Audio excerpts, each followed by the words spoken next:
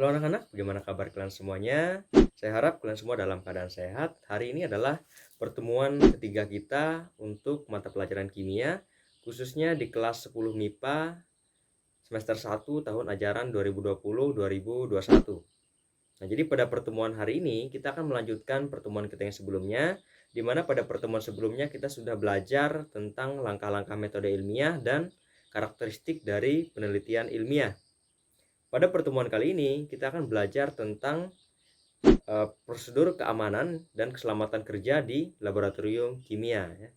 Nah, jadi ketika kita mendengar istilah atau kata laboratorium ya, jadi laboratorium ini menjadi bagian yang tidak terpisahkan dalam proses pembelajaran kimia.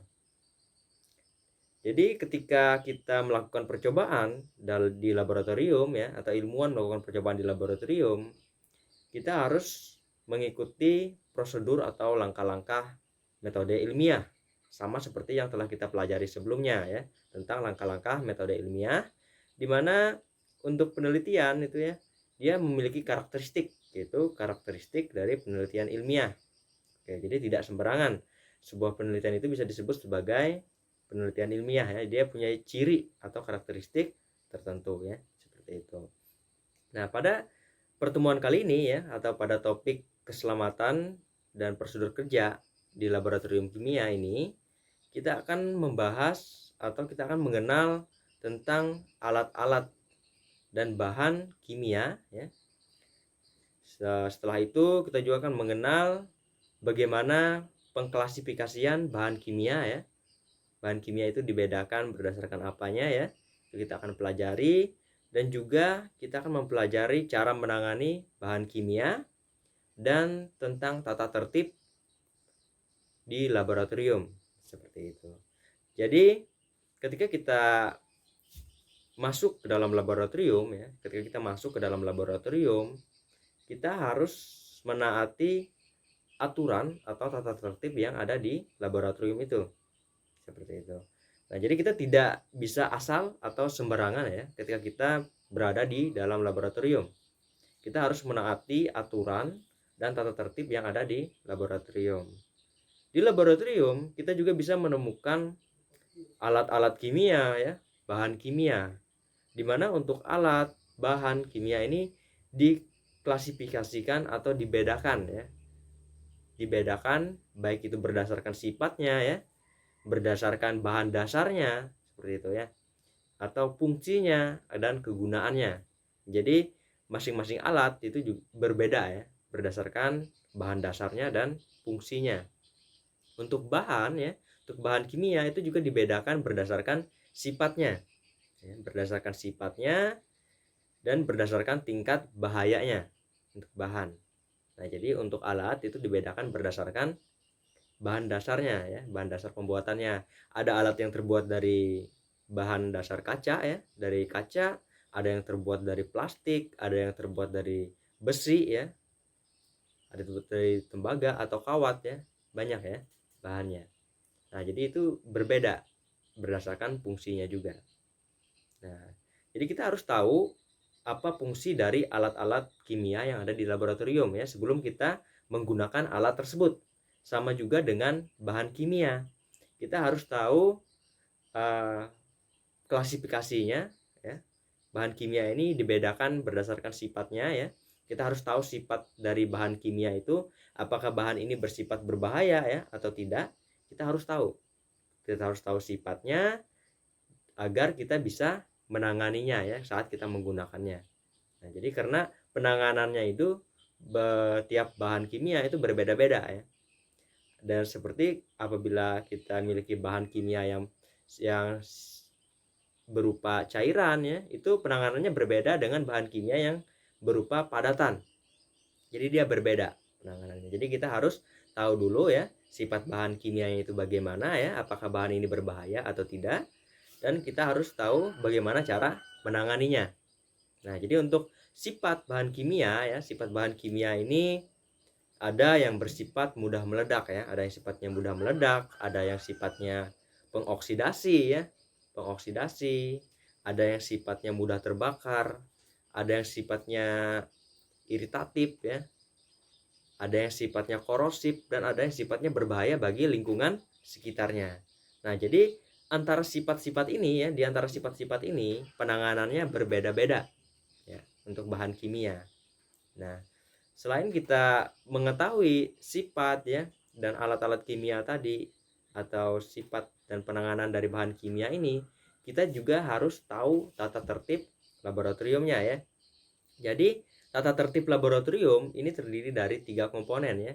Yang pertama, ini berupa larangan. Jadi, dalam tata tertib laboratorium ada berupa larangan. Yang kedua, berupa petunjuk. Yang ketiga, berupa anjuran. Nah, jadi ada 3 ya. Yang pertama, larangan, hal yang dilarang ketika kita berada dalam laboratorium. Yang kedua, petunjuk ya. Petunjuk ketika kita berada di laboratorium, apa yang harus kita lakukan. Yang ketiga adalah anjuran. Nah, anjuran ini hal apa yang sebaiknya kita lakukan ketika berada di laboratorium. Seperti itu. Nah, mengapa kita perlu tahu alat-alat kimia yang ada di laboratorium, bahan kimia yang ada di laboratorium, bagaimana sifatnya ya, bagaimana cara penanganannya ya, atau kita harus taat tata tertib ya. Itu karena kita untuk menghindari ya terjadinya kecelakaan kerja ketika kita bekerja di laboratorium. Maka dari itu kita harus tahu dan paham ya untuk penggunaan dari alat-alatnya, penggunaan bahannya, penanganan bahannya bagaimana ya, tata tertib di laboratorium seperti apa, kita harus tahu agar saat kita bekerja di laboratorium nanti kita tidak melakukan kesalahan dan menghindari terjadinya kecelakaan kerja ya. Dimana apabila kita tidak paham ya mengenai sifat-sifat dari bahan kimia ya atau cara penanganannya, ini berbahaya ya. Nah, ini bisa menyebabkan kecelakaan kerja di laboratorium. Makanya sebelum kita masuk ke laboratorium, kita harus pelajari dulu tata tertib laboratoriumnya, dan kita pelajari alat-alat kimia yang ada di laboratorium, itu kita pelajari fungsi dan kegunaannya, bagaimana menanganinya ya, bagaimana menggunakannya harus kita pelajari. Dan juga untuk bahannya ini tidak kalah penting ya, karena di laboratorium bahan-bahan kimia ini ada yang bersifat sangat berbahaya ya, dan penanganannya perlu penanganan yang khusus untuk bahan-bahan kimia yang bersifat berbahaya ini.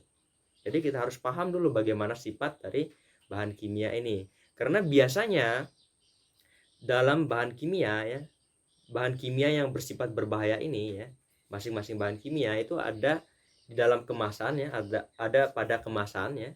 Di luar kemasan itu ada label ya, ada label tentang komposisi atau konsentrasi ya, dan simbol berbahaya dari bahan tersebut.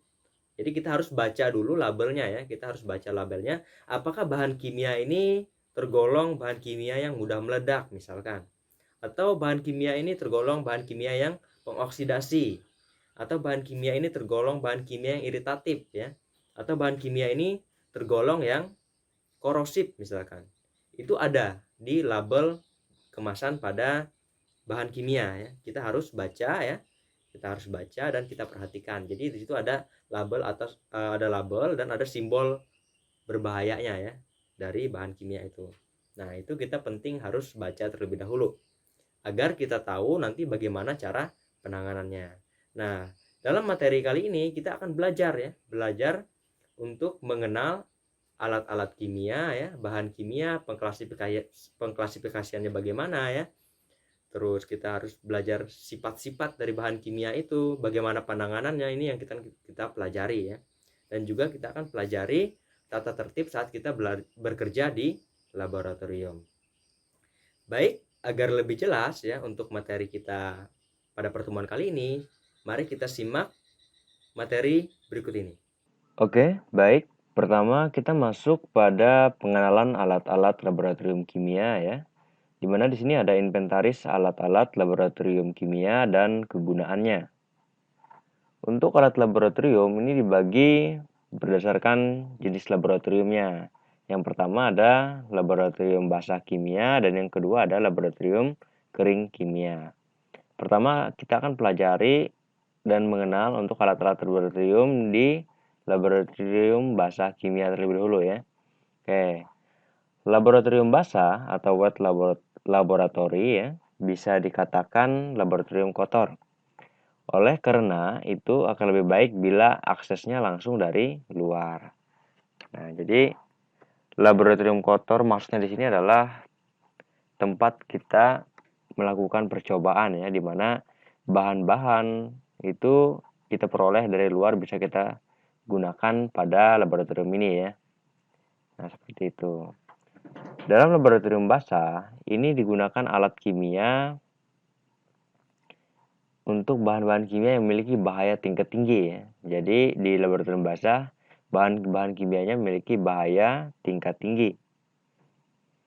Untuk percobaan yang dilakukan dalam laboratorium basah biasanya adalah percobaan dasar ya. Jadi percobaan yang dilakukan adalah percobaan dasar dan umum ya. Jadi percobaan yang dasar dan umum yang dilakukan di laboratorium basah kimia. Baik, sekarang di sini ada nama alat ya, nama alat, kegunaan dan gambarnya. Silakan kalian perhatikan ya, kalian baca alatnya apa, kegunaannya apa, dan gambarnya seperti apa ya, gambar alatnya. Oke. Silakan perhatikan baik-baik ya.